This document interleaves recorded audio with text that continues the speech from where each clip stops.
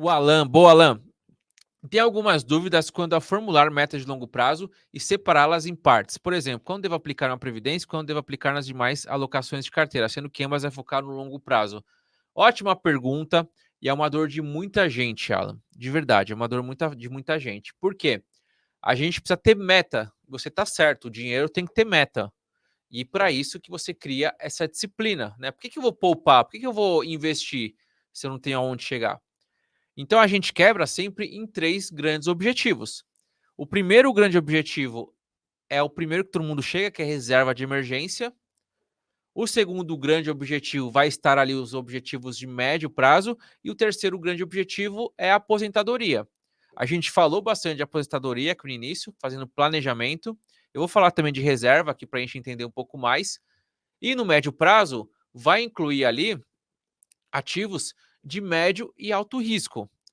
Aí eu posso colocar, por exemplo, uma viagem de 1 ano, 2 anos, eu posso colocar um objetivo de um imóvel, eu posso colocar aqui alguns outros objetivos, tá? Então a gente separa sempre em três grandes caixinhas: reserva, médio prazo e aposentadoria, ok?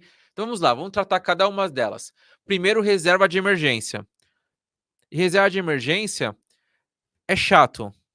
É chato e desestimula muita gente. Por isso que eu sou contra o jeito tradicional de falar de reserva de emergência. Reserva de emergência é muito importante? Com toda certeza. Porque o nome já fala, é uma emergência que pode acontecer. Porque se você não tiver essa reserva de emergência, você pode até ter investimento. Mas se acontecer algo ruim, e você precisar desse dinheiro, você não tem o dinheiro da reserva. Você vai ter que fazer um empréstimo. Como assim? Reserva é um dinheiro onde vai ter uma rentabilidade um pouco menor, porém você tira quando você quiser. É segurança. Já outros investimentos, como por exemplo ações, fundos imobiliários, fundos tradicionais, eu não tenho essa liquidez. Eu não tenho. Então, vamos supor que eu tenho as ações do Itaú. Minha reserva de emergência é ações Itaú. Não faz sentido. Por quê? Se der emergência, primeiro que você não sabe, você não vai saber se é a melhor hora de vender Itaú, porque você não se planejou, simplesmente vê a emergência, vai ter que resgatar as ações e elas não caem na hora, certo? Então, você fica exposto. Fundo imobiliário é a mesma coisa, não é o melhor momento para você vender. Não tem a liquidez. Quando eu falo liquidez, não é só o prazo, tá? Não é só o prazo de 2 dias, não é só o prazo. 2 dias para entrar em conta, 2 dias úteis. Não é só o prazo que eu estou falando aqui. Eu estou falando aqui de você converter isso em dinheiro pelo preço justo. Porque imóvel, muita gente fala, imóvel não tem liquidez. E tá certo. Mas se eu quiser vender meu imóvel agora, eu consigo. Mas como que eu vou conseguir vender meu imóvel agora? Vendendo muito barato. Então eu pego meu imóvel, o imóvel vale 500 mil. Eu falo, pessoal, eu preciso vender hoje meu imóvel. Estou vendendo por 300 mil. Alguém vai querer. Só que não foi pelo preço justo. Para eu conseguir vender um imóvel pelo preço justo, eu vou ter que anunciar, vai ter várias visitas. E aí sim, depois de um tempo, eu consigo vender pelo preço justo. Então, o conceito de liquidez não é só a rapidez em converter em dinheiro, mas converter em dinheiro pelo preço justo. Então, a sua reserva de emergência tem que ser algum ativo onde você possa vender na hora pelo preço justo. Então, você monta essa reserva logo de cara. E aí, vai de acordo com os seus gastos e de acordo com a previsibilidade dos seus recursos. Se você, por exemplo, tem uma renda mensal ali que é certa todo mês acontece essa reserva, você tem ali esse valor mensal. Você tende a ter uma reserva menor, porque você tem mais previsibilidade. Agora, alguém que oscila muito, por exemplo, eu sou um empreendedor e eu tenho uma empresa de doce, de chocolate. Pô, na Páscoa eu sei que vai estourar, então eu tenho uma sazonalidade. Por isso, eu tenho que ter uma reserva maior, porque se der problema em um mês que eu venda pouco, eu vou talvez precisar de uma reserva maior. Eu vou precisar de algo a mais. Então, a reserva, primeira coisa, a gente vai classificar em 4 o grau de previsibilidade. 1 sendo mais crítico, que oscila muito a renda, o 4 para ser o menos crítico, que oscila menos a renda. Esse é o primeiro passo. Segundo, a gente vai pegar o seu custo mensal, a sua despesa mensal. Que é o seguinte, ó, se você parasse de receber o seu salário hoje, quanto tempo você conseguiria se manter pagando seus custos? 3 meses, 6 meses, 1 ano, 5 anos? Então a gente faz o cálculo em cima dos seus custos. Seu custo mensal é R$ 3.000. Então a gente vai pegar esses R$ 3.000 e colocar de acordo com a previsibilidade. Se você tem pouca previsibilidade, oscila muito, é praticamente 1 ano de despesa. Se você tem muita previsibilidade, são apenas 3 meses de despesa, tá? Então, a gente separa dessa forma. E aqui eu tenho essa planilha para ajudar a calcular. Então, por exemplo, a sua previsibilidade é 4, então você tem bastante previsibilidade e seu custo mensal é de R$ 4.000 por mês que você gasta. Então, você precisa ter 12 mil de reserva. 12 mil de reserva. E aqui eu coloco também qual que é a sua capacidade de investimento, que é em quanto tempo você vai conseguir ter essa reserva, tá? Mas o primeiro ponto é esse. Se, por exemplo, você tivesse muita instabilidade, a sua reserva vai ter que ser muito maior. Então, esse é o primeiro passo. Segundo passo, reserva de emergência a gente constrói junto com um plano de investimento. Eu tenho cliente que chega até a mim, pessoas que chegam até a mim e falam o seguinte: Fábio, eu quero aprender a investir, eu quero começar a investir. E se ele falar para qualquer pessoa, para um planejador ali que é tradicional, ele vai falar o seguinte: então vai fazer a sua reserva de emergência.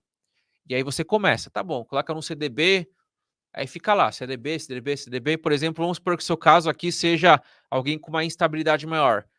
Você vai ter que ter 48 mil de reserva. E você vai o quê? Desanimando. Por quê? Você não está aprendendo, você está simplesmente colocando um CDB ali, rendendo juros compostos, que é importante, mas está só vendo aquilo ali, você não está se animando. Como que eu faço tradicionalmente? Eu faço 80-20. 80% do que eu consigo investir, eu coloco na reserva de emergência e 20% eu já vou conversando e a gente vai entendendo o mercado. A gente vai comprando ações, a gente vai comprando fundos imobiliários. Para quê? Para você se animar, para você sentir um tesão ali de investir. E você falar, caramba, eu sou sócio da empresa tal, eu sou sócio da Vale, do Itaú, da Smart Fit. Você se anima. Então é muito importante esse lado psicológico que eu falo. Não é só olhar os números, filho, faz a reserva. Se animar para investir é você abrir aqui o seu home broker, o seu aplicativo e ver ali o CDB, mas ver que você tem ali ações, você é acionista de uma empresa. Ou você é dono de uma parte de um imóvel no fundo imobiliário. E com R$ 100, você compra ação de empresa. Por exemplo, com R$ 20 você compra ação de Smart Fit. R$ 100 você tem 5 ações Smart Fit, por exemplo. E aí você vai criando essa reserva juntamente com aprendendo a investir. Então, gosto muito do 80-20, tá?